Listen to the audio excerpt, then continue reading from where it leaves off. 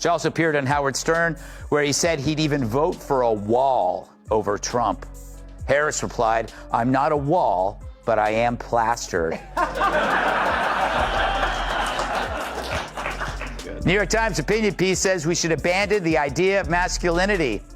"I'm way ahead of you," said one man.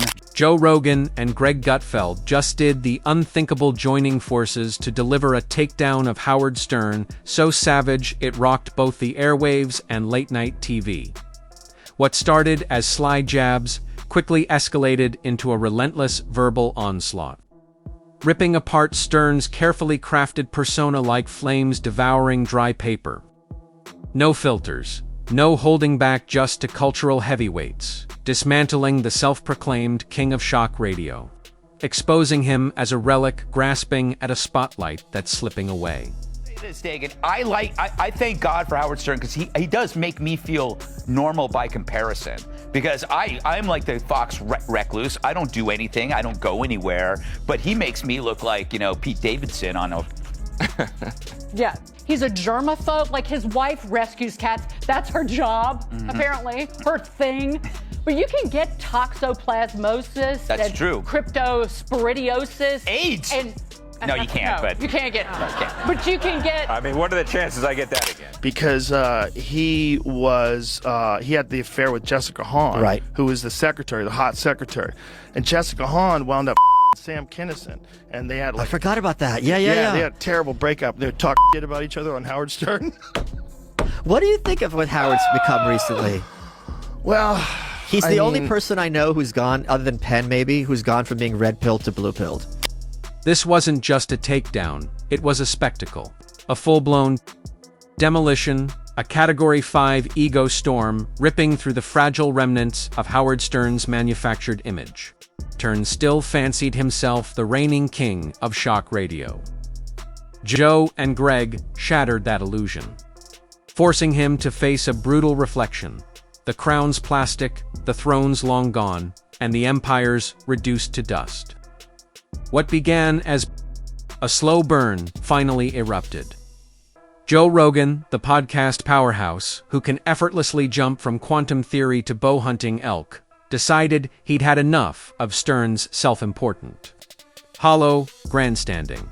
But that's how Stern can call snacking with celebs at a fancy restaurant exhausting. Exhausting.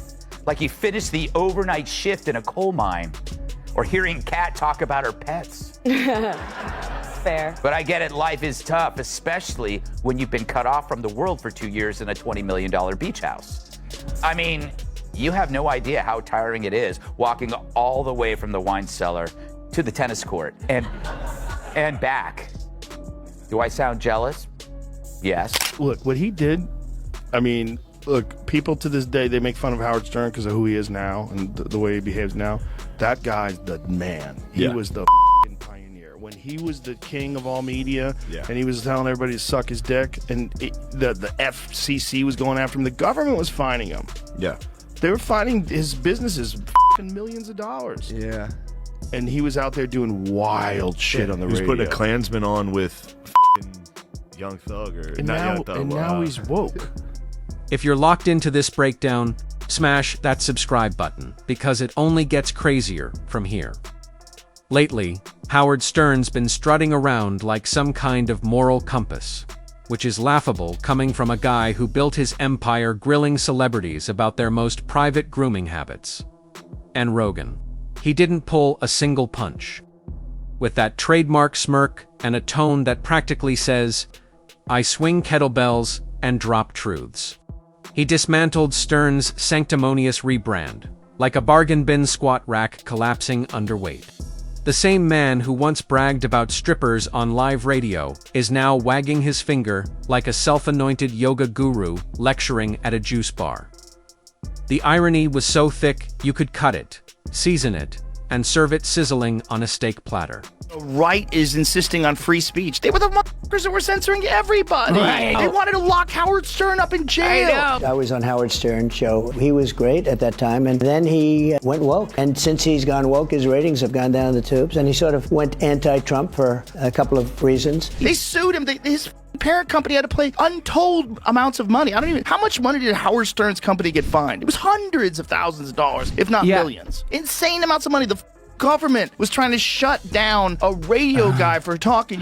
He was very angry at MAGA. He said, "We've got to stop MAGA." And I'm saying, it's Make America Great Again. You know, it sort of doesn't work so well. And now that's the left. It's just patterns, man. It's just patterns where people can justify certain behaviors because it aligns.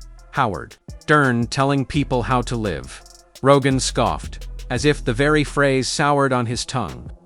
That's like Ozzy Osbourne giving a TED Talk on diction. And just like that, the shiny veneer of Stern's grand reinvention began to splinter. Not because Rogan was being vicious, but because he was being surgical. He wasn't attacking the man, he was peeling back the mask. After 3 decades of fart buttons and topless contests, Stern suddenly wants to be taken as a moral authority. That's not transformation. That's irony at its finest. Yeah. And he was out there doing wild shit on the radio. He was putting a Klansman on with Young Thug. Or And not now, Young Thug, and now he's woke. Miami. It's crazy. Trick Daddy? Trick Daddy. Yeah, he has to be, though, because, dude, the skeletons, that guy. Yeah, look at this. God hates. Oh, and she No, there's escaped. also Hollywood Squares, but yes. Okay. They used to bring them back all the time. Just when it felt like the takedown had hit its ceiling, Greg Gutfeld stormed. In smirking, crackling with energy, ready to turn the wreckage into his personal comedy stage. He didn't sneak in politely. He booted the door off its hinges and all but tap-danced across the rubble, with the bite of a comic who moonlights as a political sniper. Gutfeld sketched Stern as a washed-up rock star who traded leather pants 4 sanctimonious cardigans. The picture was so sharp it burned. Howard Stern now acts like your aunt, who saw one climate change documentary and won't shut up at Thanksgiving. Gutfeld quipped, grinning like a wolf. And he wasn't finished. He compared Stern's so-called transformation to a wolf, retiring as a poodle same fur, 0 bite, just yapping non-stop. Instead of howling at the moon, Stern now scolds it for being culturally insensitive. The crowd didn't just laugh. They exhaled. Relieved, someone finally said what they'd all been thinking. The man once hailed as the rebel voice of a generation had morphed into a parody of himself, so desperate for legacy points that he's trying to rewrite history with a Sharpie and wishful thinking. And Rogan. He kept driving the blade deeper, fusing his trademark intellect with barroom brutality. Every jab landing like a clean knockout punch. There's nothing in Stern's previous career that could withstand this modern witch hunt that he now embraces. So this is a form of restitution. Maybe he says, if I'm woke too, the crocodile will eat me last, but they always do eat. But I get it. He flipped from populist to elitist because now he's with elitists. He's living in the Hamptons. What would the Stern of now think of the Stern of before? Rogan spelled it out with ruthless precision.